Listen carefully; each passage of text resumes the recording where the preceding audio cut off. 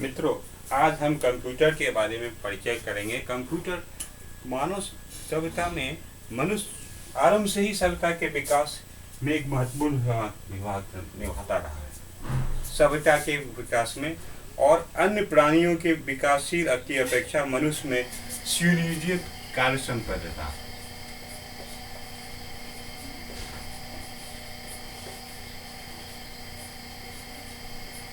अर्थात कोई भी काम तो एक नियम के तहत होता है, जीवन शैली और आविष्कार करने की प्रवृत्ति के कारण हो रहा है। इसी कारण विभिन्न युगों में और मनुष्य नए नए आविष्कार को प्रयोग किया गया था। इसी उपलब्धियों में एक कंप्यूटर ज्ञान विकसित किया गया, जो कंप्यूटर का जो हम लोग हिंदी में कंप्यूटर ज्ञान डेवलप किया गया, विकास किया गया। ठीक है। इसके कारण कंप्यूटर को शुरुआत में जो कंप्यूटर का इस्तेमाल किया गया था वो हमारा गणना के लिए, यानी कि कैलकुलेशन करने के लिए विस्तार तौर पर या जोड़ गुना भाग के लिए यूज किया था। ठीक है। आपको उदाहरण के लिए हम बता सकते हैं, जैसे ब्लेज पास्कल जो था वो इसका इस्तेमाल करता था, जिसने किया था। ठीक है।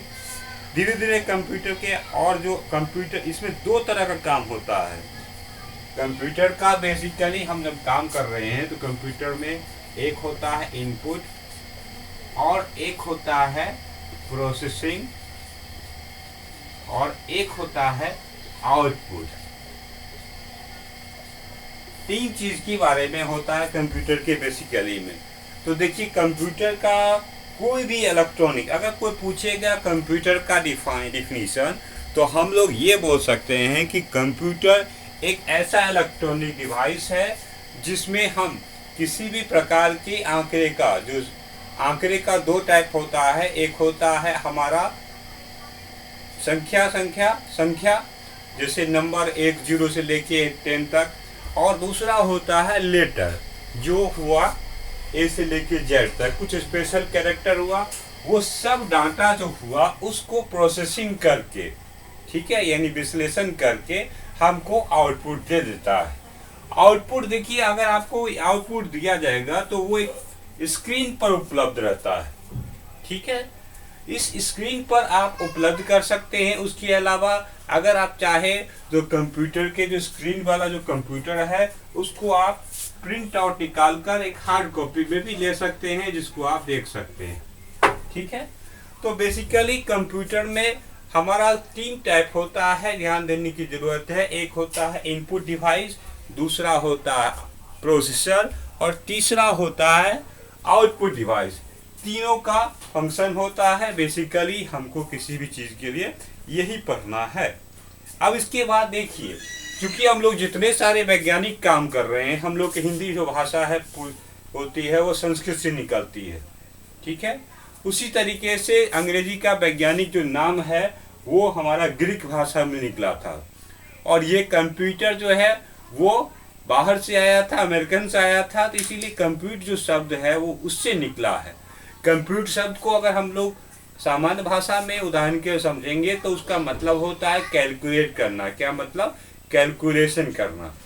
ठीक है। अब इस कैलकुलेशन के अलावा देखिए, इस कैलकुलेशन में आपको कैलकुलेशन के लिए यूज किया जाता था, लेकिन दिनों दिन टेक्नोलॉजी बढ़ा तो उसके कारण उसको और भी बनाया गया। न केवल डाटा में फोटो, डायग्राम, सभी चीज को आता है। ठीक है। अलग अलग के काम को स्पेशली हम लोग इस्तेमाल कर सकते हैं। अब देखिए, इसके अलावा हम कंप्यूटर को क्लासिफिकेशन भी कर सकते हैं। ठीक है। कंप्यूटर का क्लासिफिकेशन देखिए, अब ये जो कंप्यूटर आया है ये शुरुआत में इस तरह का कंप्यूटर नहीं था। ठीक है। हम लोग बेसिकली 5 पीढ़ी, जैसे हम लोग आज के युग में कभी यूज कर रहे हैं, नया नया खोज हो रहा है, तो पहले फर्स्ट पीरियड जो कंप्यूटर को 5 जनरेशन में बांटा गया था।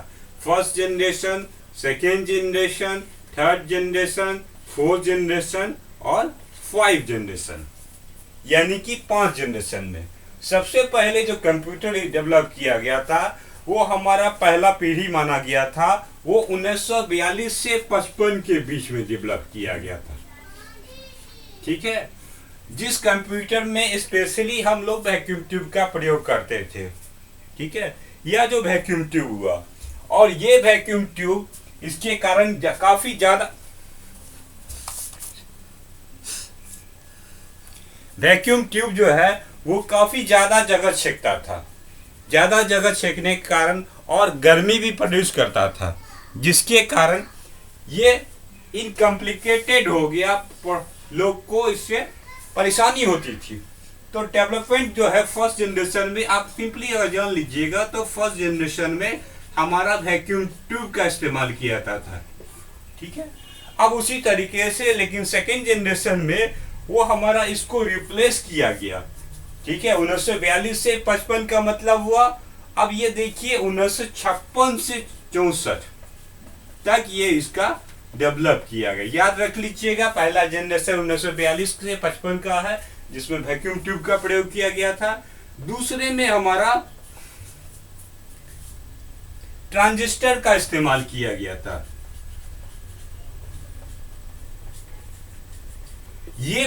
ये जो वैक्यूम ट्यूब के अलावा सेकेंड जनरेशन में ट्रांजिस्टर का इस्तेमाल किया गया था। ट्रांजिस्टर जो है वैक्यूम ट्यूब की बनिस्बत थोड़ा हल्का रहता था और आरामदेह था। ठीक है, गर्मी इसमें भी प्रोड्यूस होती थी, लेकिन ये कॉस्ट में थोड़ा ज्यादा महंगा पड़ता था। लेकिन प्रेफरेंस हो गया, लोग पब्लिक यूज करने लगे। ठीक है, फिर धीरे धीरे टेक्नोलॉजी आई और थर्ड जनरेशन में हमारा आईसी का इस्तेमाल किया गया। 1964 के बाद आईसी इस्तेमाल किया गया, जो कि आपका 1964 से 75 तक रहेगा, यानी 10 साल का खेल होता है। ठीक है, हर 10 साल बाद इसको नया नया टेक्नोलॉजी आया। पहले देख लीजिए 1942 से 55, ठीक है, और उसके बाद 56 से 64 इस तरह का हुआ। इस आईसी का मतलब होता है इंटीग्रेटेड सर्किट। ठीक है, इंटीग्रेटेड सर्किट का इस्तेमाल होता है। जो भी जानते होंगे, अगर साइंस बैकग्राउंड होगा उनको पता होगा कि किसी भी चीज के लिए अलग अलग होता है, मेटल, नॉन मेटल और एक सुपर कंडक्टर। मेटल जो होता है वो आपको बिजली को सपोर्ट करता है, और नॉन मेटल जो है बिजली को सपोर्ट नहीं करता है। लेकिन कुछ पदार्थ ऐसे हैं जो न्यूट्रली रहते हैं, यानी कि आपको नेगेटिव नहीं चार्ज, पॉजिटिव मतलब कि आप करंट को सप्लाई नहीं करेंगे, करंट में उसमें पास नहीं होगा। लेकिन अगर कुछ जैसे कि हमारा होता है सिलिकॉन ग्लास, ये मोटा मोटी अगर हम ज्यादा गर्मी देंगे तो करंट पास कर जाएगा, यानी कि इसमें जैसा जो रहेगा वो होगा। उसको हमारे आधार पे आईसी का इस्तेमाल किया गया। ठीक है, आईसी का। और फोर्थ जनरेशन में, ये हमारा थर्ड था। ठीक है, फोर्थ जनरेशन में VLSI का इस्तेमाल किया गया।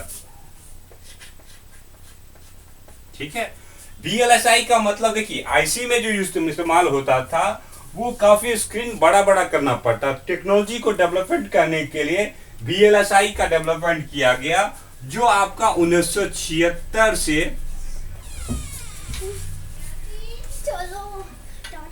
89 तक हमारा डेवलप हुआ था। ठीक है, और इन सब के अलावा अलग अलग को किया गया। 5वें जनरेशन जो हमारे पास अभी यूज हो रहे हैं वो हमारा 1989 से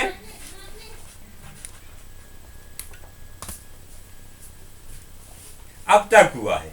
यहां पर इस डेवलपमेंट में ULSI क्या हुआ, यानी कि अब जो यूज हो रहा है उस तरह से कंप्यूटर के जनरेशन को हम लोग 5 तरह का जनरेशन मान सकते हैं। पहला जनरेशन हुआ जो हमारा वैक्यूम ट्यूब का इस्तेमाल होता था, कॉम्प्लिकेटेड थी, काफी हीट प्रोड्यूस होती थी, जिसके कारण उसको रिलैक्स हटाया गया। दूसरा ट्रांजिस्टर में इस्तेमाल किया गया। पहला जनरेशन जो हमारा होगा 1942 से 55, उसकी बाद सेकेंड जनरेशन 1956 से 64, और थर्ड जनरेशन जो मेरा आया 1964 से 75। पहला जनरेशन वैक्यूम, सेकेंड में ट्रांजिस्टर, थर्ड में आईसी, और फोर्थ में होगा VLSI, और लास्ट में ULSI। ULSI का मतलब अभी जो इस्तेमाल हो रहा है, इसमें क्या होगा, फिफ्थ जनरेशन में एक आर्टिफिशियल इंटेलिजेंस डेवलपमेंट हुआ, कि मतलब सिस्टम को अपने के मुताबिक आपको खुद इंस्ट्रक्शन होगा। जैसे बहुत सारे काम होते हैं साइंटिफिक वर्क में, इसका इस्तेमाल किया जाता है।